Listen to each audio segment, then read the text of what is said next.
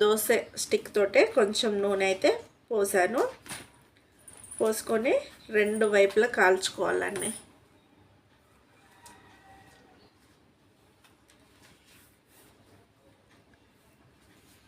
కొంచెం జాగ్రత్తగా తీసుకోవాలి.